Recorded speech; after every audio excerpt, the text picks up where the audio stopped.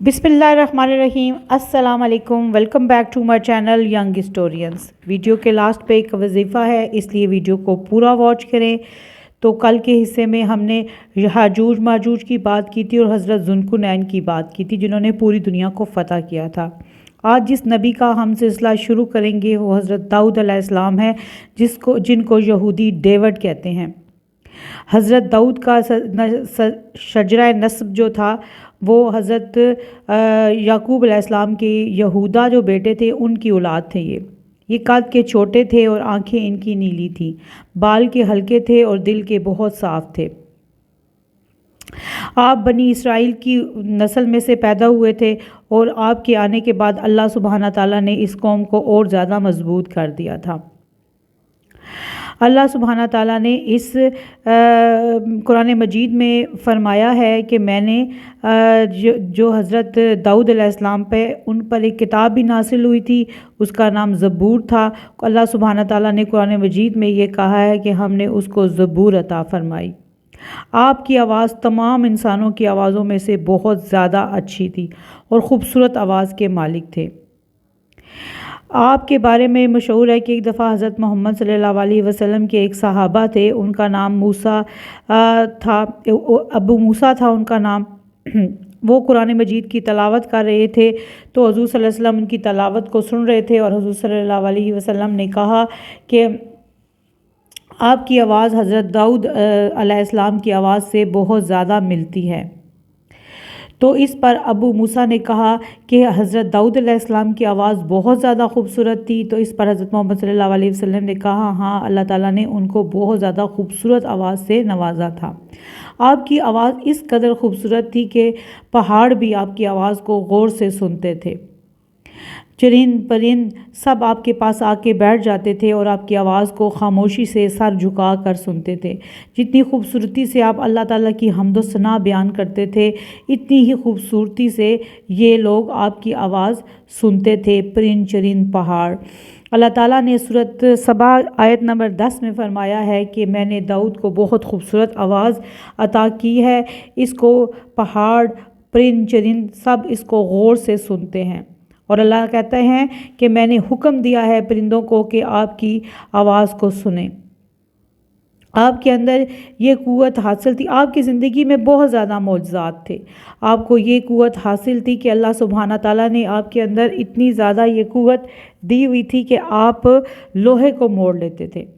लोग जिस तरह गारे और मिट्टी से बर्तन बनाते हैं, आप के अंदर इतनी ज़्यादा सहूलत थी कि आप लोहे को इतना नरम कर लेते थे और आराम से अपने हाथों से उसकी चीज़ें बनाते थे।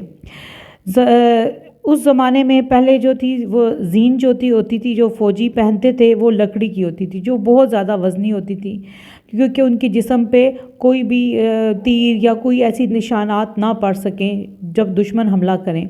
तो आपने जो इंट्रोड्यूस करवाई वो जीन वो लोहे की थी। आप इसको अल्लाह ताला के हुक्म से आपको ये अल्लाह ने बताया कुरान मजीद में कि मैंने उसको ये मतलब इतनी ज़्यादा उनके दिमाग में ये बात डाली कि लोहे को किस तरह नरम किया जाए और इसकी चीज़ें किस तरह बनाई जाएं। अल्लाह सुब्हाना ताला ने आपको ये सलाहियत दी थी और इस सनत को आपने ही बनाया। पहली दफ़ा लोहे को नरम करके उससे चीज़ें बनाई, आप नहीं बनाई। आपके अंदर बहुत ज़्यादा अल्लाह ताला ने हिकमत दी हुई थी। आप एक मज़बूत बादशाह थे, मज़बूत नबी थे। आप बादशाह भी थे, नबी भी थे, फ़ैसला करने वाले भी थे, आप काजी भी थे, आप बादशाह भी थे। गर्ज़ के आपके अंदर बहुत ज़्यादा खूबियाँ हासिल थी। आप इबादत अकेले बैठ के करते थे। उस दौरान किसी को भी इजाज़त ना होती थी कि वो आपके पास आए। आप अकेले बैठ के अल्लाह ताला की इबादत करते थे और किसी को भी इजाज़त नहीं थी कि वो उस कमरे में भी दाखिल हों। तो वो अकेले बैठ के इबादत किया करते थे और अल्लाह ताला से बातें किया करते थे। तो आपके जब आप इबादत किया करते थे तो हर चीज़ दरवाज़े वगैरह बंद होते थे। एक दफ़ा का ज़िक्र है, क्या हुआ कि रात के टाइम आप इबादत कर रहे थे कि दो बंदे दीवार फलांग कर अंदर आ गए। आप खौफज़दा हो गए कि शायद मुझ पर कोई हमला करने के लिए आ गए हैं कुछ लोग। तो कुरान मजीद में भी इस चीज़ का ज़िक्र है कि वो झगड़ा करने वाले आ गए हैं। قرآن مجید میں اس چیز کا ذکر ہے۔ 2 بندے آئے، وہ دیوار کو انہوں نے ٹاپا اور وہ اندر داخل ہو گئے دیوار پھلانگ کے۔ انہوں نے کہا آپ ہم سے ڈرے مت، ہمارے درمیان فیصلہ کریں، ہم ایک مقدمہ لے کر آپ کے پاس آئے ہیں کیونکہ آپ قاضی ہیں اور آپ بہترین فیصلہ کرنے والے ہیں، ہم دونوں میں سے کس کی غلطی ہے آپ ہمیں بتائیں۔ تو یہ بات ابھی جاری ہے، تو آج کا سلسلہ یہیں تک ہے۔ نیکسٹ اسی قصے کو آگے بڑھاتے ہوئے ہم بات کریں گے حضرت داؤد علیہ السلام کا، مزید قصہ آپ سے بیان کریں گے۔ تو یہ آج کا وظیفہ ہے، تو آپ اس کو فرینڈ فیملیز کے ساتھ شیئر کریں، اپنے بچوں کو سنائیں، بیل کے بٹن کو دبائیں تاکہ میری ویڈیو آپ تک پہنچ سکے۔ تو یہ ابھی قصہ جاری ہے، تو میں آپ سے اجازت چاہتی ہوں۔